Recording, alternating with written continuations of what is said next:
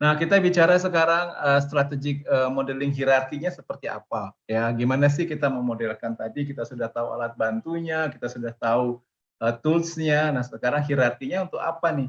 Kenapa kita bedakan klaster seperti apa? Ya, ini pasti tujuannya untuk hal yang spesifik. Yang pertama kita mulai ke strategic transport model ya. Strategic transport ini ukurannya itu lebih luas ya, bisa nasional, bisa regional ya, bisa apa tuh namanya? Aglomerasi ya kalau sekarang ya, istilahnya aglomerasi itu bisa. Nah, tujuannya untuk apa aplikasinya? Biasanya untuk perkiraan multimoda nih, demographic development, terus skenario manajemen dan kajian lainnya, kebijakan transportasinya seperti apa, kita bisa gunakan namanya strategic transport model.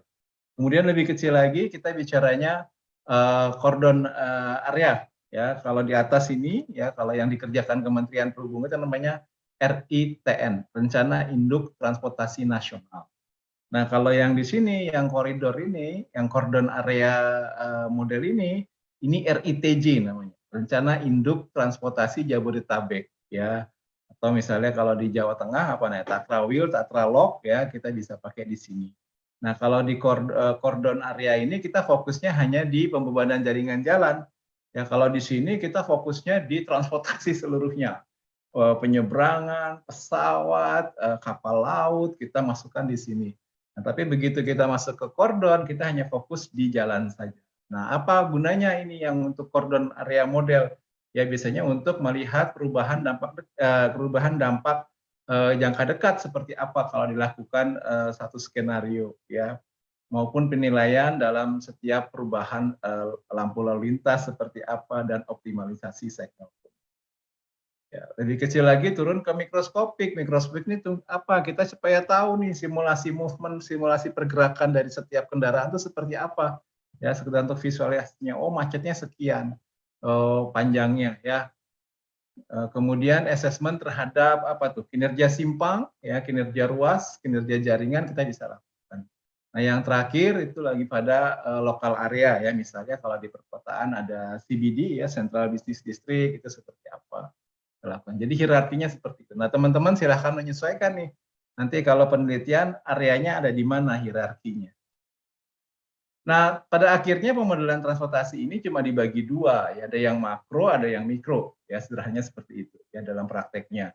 Kalau yang makroskopik kita bicaranya strategic planning, ya bicaranya rencana strategis. Sementara kalau mikroskopik model bicaranya operation planning. Di dua, ya jangan kebalik. Kita harus tahu dulu, ya apa itu makro model, apa itu mikro model. Ya.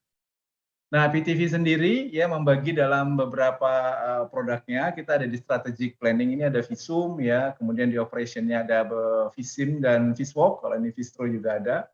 Ya, ini produk-produk yang offline yang bisa digunakan tanpa jaringan komputer ya. Sementara kita juga mengembangkan produk yang namanya online yaitu PTV Optima dan Balance. Ya, ini belum banyak diterapkan di Indonesia, sedang dipasarkan di kawasan Asia Pasifik. Ya, kalau sedikit saja mengenai Optima itu, kalau Bapak Ibu suka pakai Google ya dalam melakukan pemilihan rute, ya lewat mana hari ini mau kemana gitu ya, itu kan ada real time ya. Nah, kalau Optima itu bedanya kita sudah menggunakan prediction. Jadi nanti perjalanan Bapak Ibu 1 jam lagi seperti apa, 30 menit lagi seperti apa, dan 2 jam. Maksimal baru 2 jam yang bisa dikembangkan. Jadi bisa memprediksikan perjalanan itu 2 jam ke depan seperti apa. Jadi kalau Google Maps itu real time, ya hari ini nanti begitu tengah jalan diarahkan ke alternatif, kan itu namanya real time. Ya, kalau Optima kita bisa prediction. Ya. Nah, kalau balance itu adalah untuk optimalisasi koordinasi simpang, lampu-lampu simpang. Ya, kalau di Magelang itu masih fixed time setahu saya, tapi sudah bagus ya ada loop-nya. Ya, beberapa simpang itu yang krusial saya lihat ada loop-nya.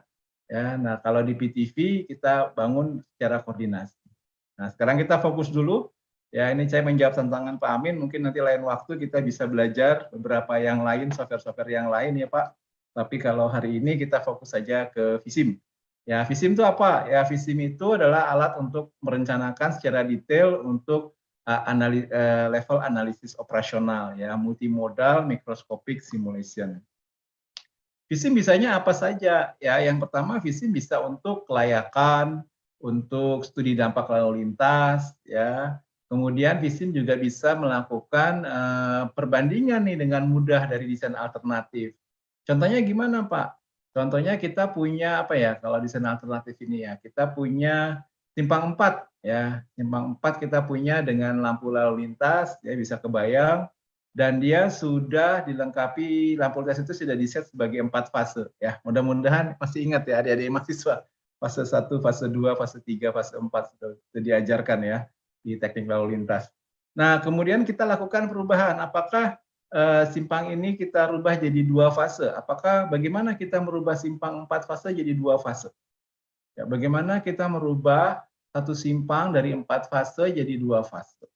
Ya, salah satunya adalah kita mengeliminasi pergerakan ke kanan. Ya, macet itu karena kita belok kanan. Ya, kalau kita belok kanan, yang terjadi apa? Konflik. Begitu terjadi konflik, yang timbul apa? Antrian. Ya, betul ya? Tundaan. Ya. Nah, supaya kita tidak mengakibatkan konflik, maka nggak boleh belok kanan, selesai. Ya. Kota ini jadi macet karena kita belok kanan. Ya, kalau di Amerika itu belok kiri. Kalau Bapak Ibu suka nonton film di film-film Hollywood settingannya di New York itu, mereka punya jaringan jalan grid ya.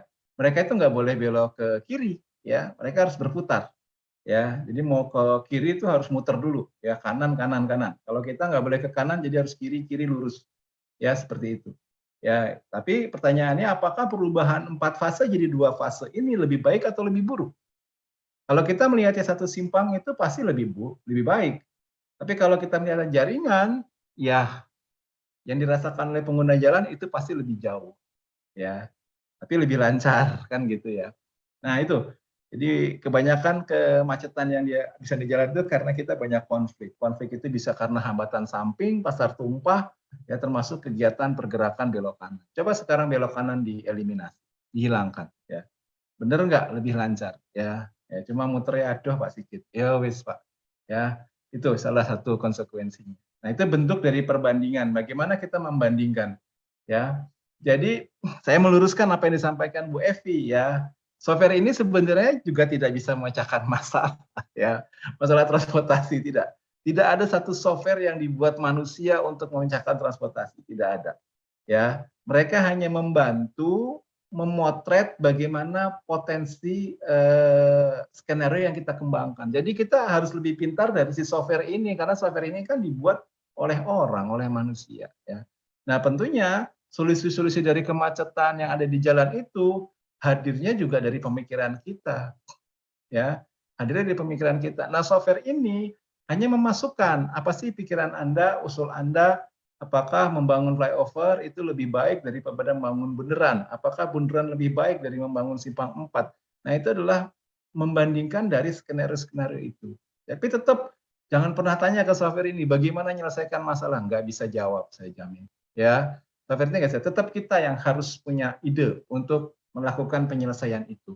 Ya, kemudian kita masukkan ke software ini untuk membandingkan nih ide-ide mana yang terbaik.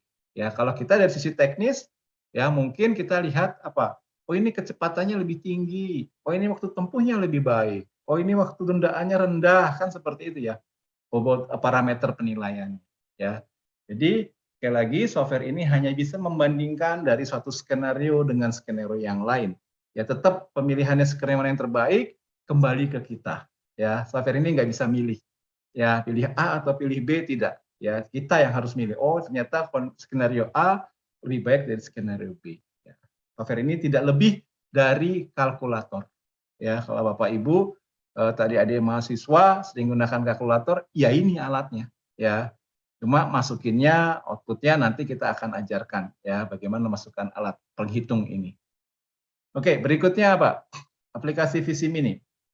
Ya, aplikasi Mini bisa untuk analisis operation dan kapasitas untuk call action. Oke, bisa evaluasi optimalisasi traffic operation. Good.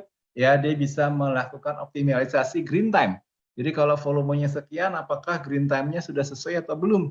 Ya, ntar lagi mau libur lebaran nih. Ya, kalau puasa trafficnya sedikit, habis libur lebaran trafficnya banyak, kita harus sesuaikan nih green time-nya. Ya, kemudian pedestrian bisa digabungkan dengan pedestrian untuk di halte maupun di mana itu trotoar ya. Nah, mesinnya Visim ini, ya kalkulator ini, itu dibangun dari dua mesin, ya dua part engine, yaitu pertama adalah traffic simulatornya, kemudian signal state generator, ya dua ini yang kita bangun. Bagaimana kita membuat Visim? Ya, yang pertama ini ada 5 tahapan mengembangkan model Visim. Yang pertama kita identifikasikan dulu model scope-nya seperti apa. Mau buat model kayak apa sih? Simpang 5, simpang siur, ya simpang 3, bunderan, ya dikombinasi sama station. Misalnya kita harus tahu dulu nih, identifikasi model scope-nya seperti apa. Ya, kemudian kita melakukan data collection preparation, ya model development, ya ini network coding, baru kemudian error checking, dan terakhir kita model calibration validation. Jadi 5 tahapan dalam mengembangkan model. Nah, data apa aja? Datanya itu aja ya, nggak ada yang spesifik ya. Tapi tinggal kita ngolahnya mungkin perlu pemahaman yang berbeda dengan yang ada saat ini ya. Kalau datanya tetap pasti butuh data geometrik, jalan ya. Kalau teman-teman adik-adik mahasiswa sudah belajar apa teknik lalu lintas, perencanaan geometrik jalan, ini udah tahu ya datanya.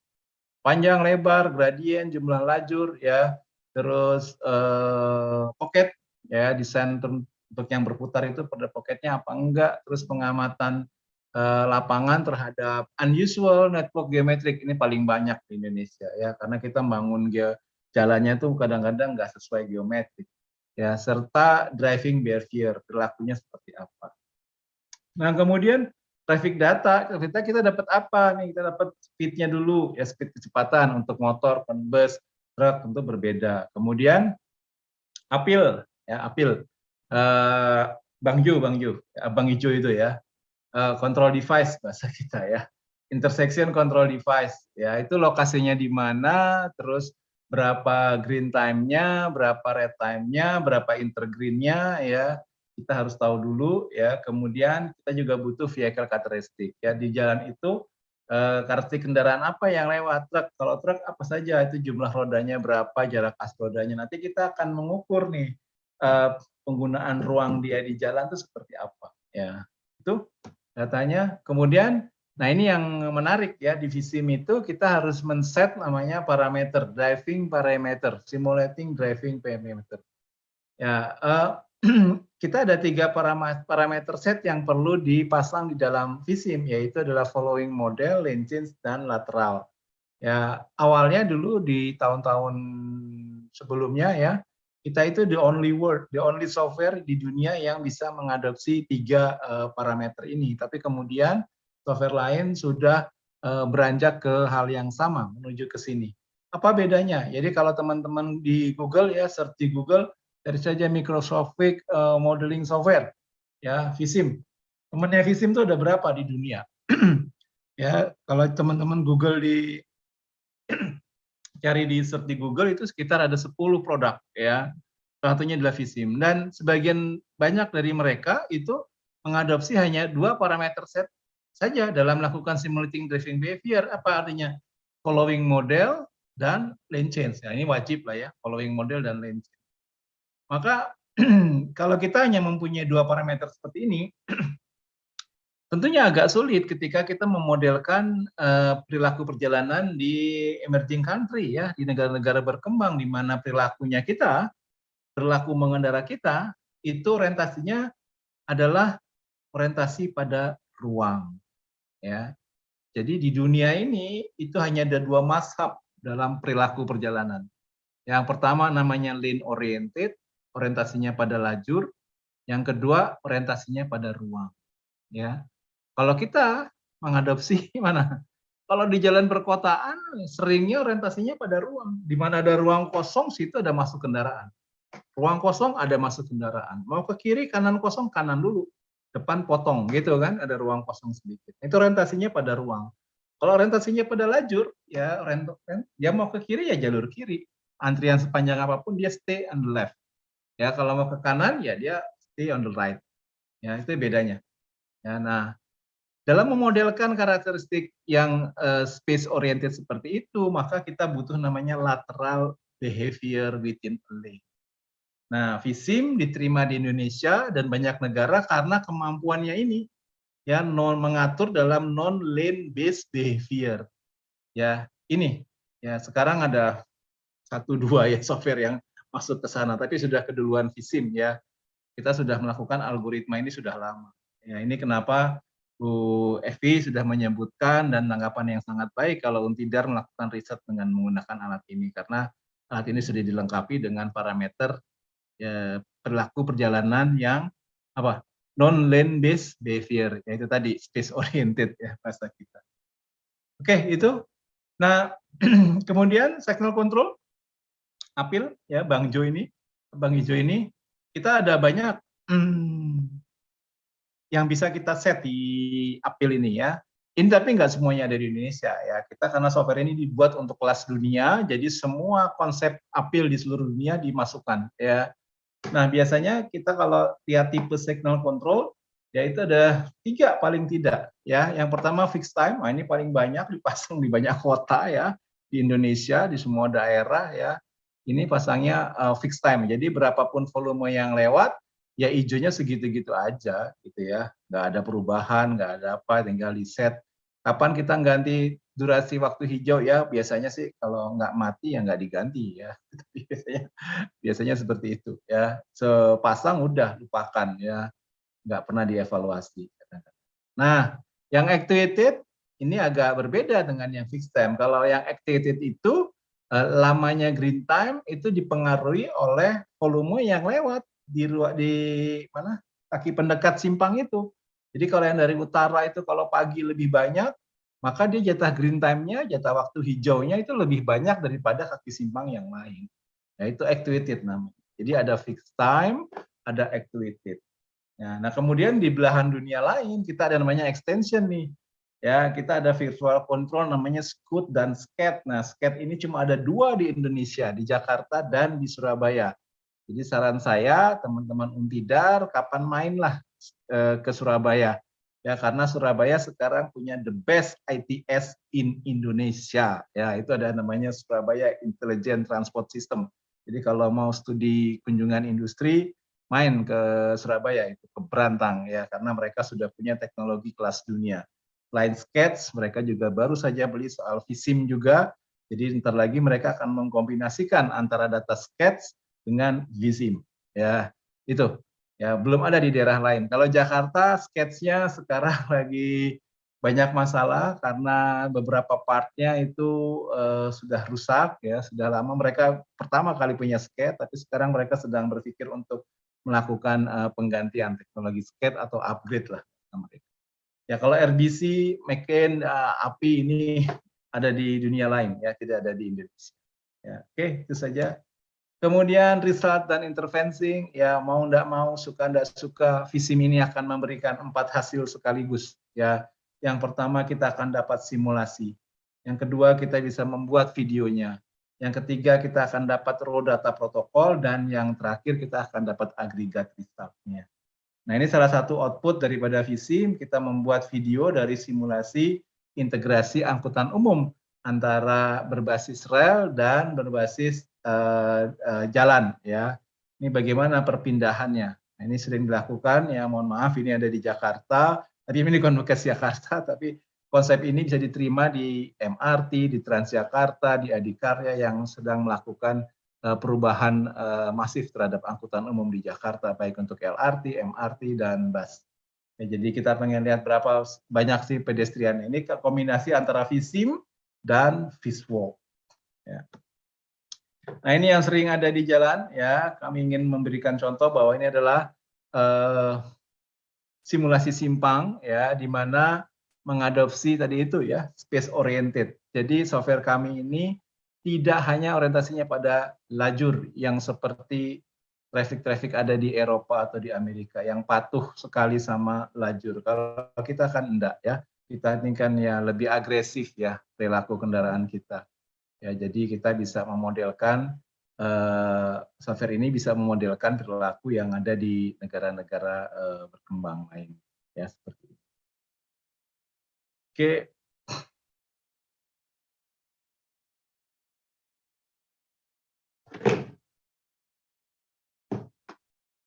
Baik, nah ini agregat result. Agregat result itu apa saja, Pak? Nah, itu kalau kita mau dapat hasilnya apa sih yang mau kita ukur?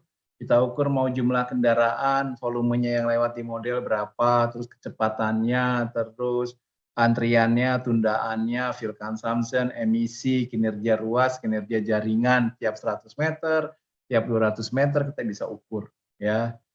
Kemudian waktu tempuh juga bisa kita ukur. Jadi ini one click button kita akan dapat, ya, otomatis dia akan menghitung.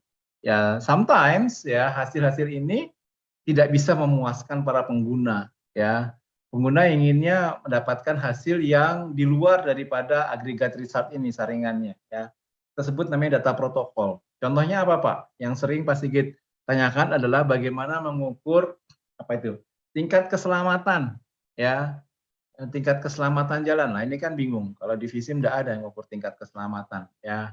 Nah, di software lain ada yang digunakan namanya SSAM nih. Ini produknya Amerika dari highway-nya Departemen Kementerian PU-nya di Amerika. Ini namanya Surge Safety Analysis Model. Ya, jadi kalau teman-teman menggunakan tingkat keselamatan, pakainya softwarenya ini. Nah, tapi SISIM bisa jadi input untuk SSAM. Ya, ini juga gratis. Kalau mau download silahkan, demo versionnya gratis. Karena beberapa anak didik saya juga sudah ya lulus dengan mengkombinasikan antara software Visim dan SSAM ini, Surge Safety Analysis Model. Ya, itu.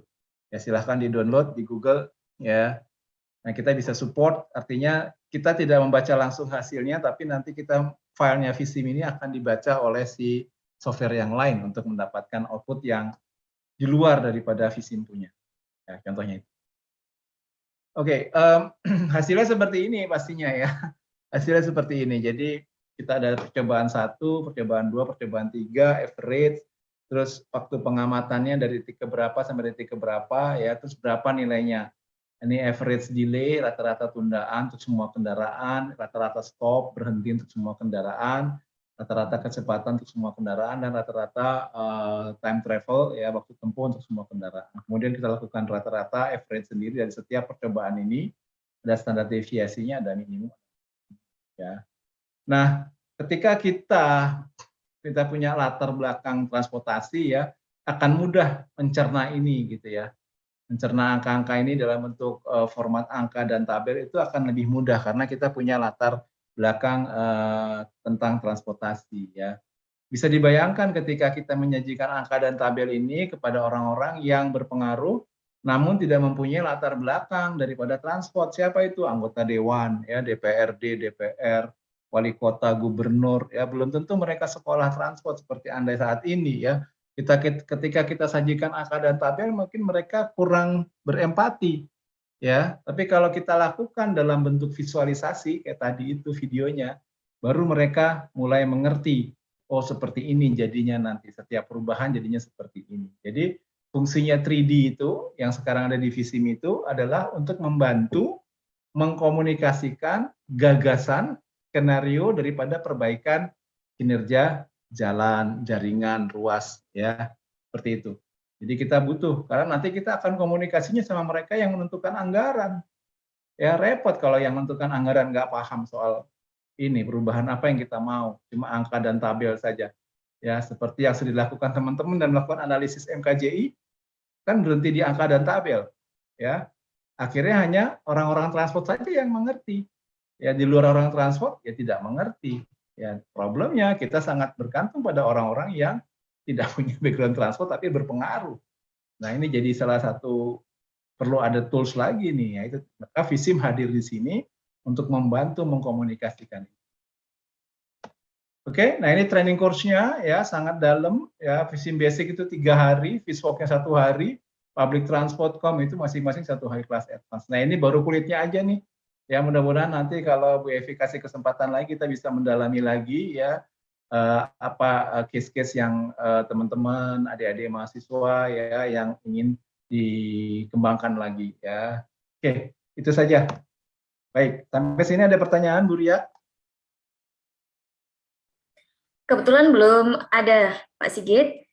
Oke, izin menambahkan bagi mahasiswa atau para dosen yang ingin bertanya, mungkin bisa menuliskan di kolom chat.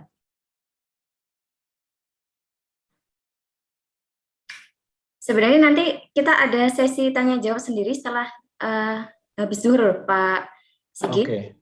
Nanti setelah penjelasan terakhir Ya, sampai baik, kalau nanti gitu kita saya ada teruskan sesi. ya. Baik.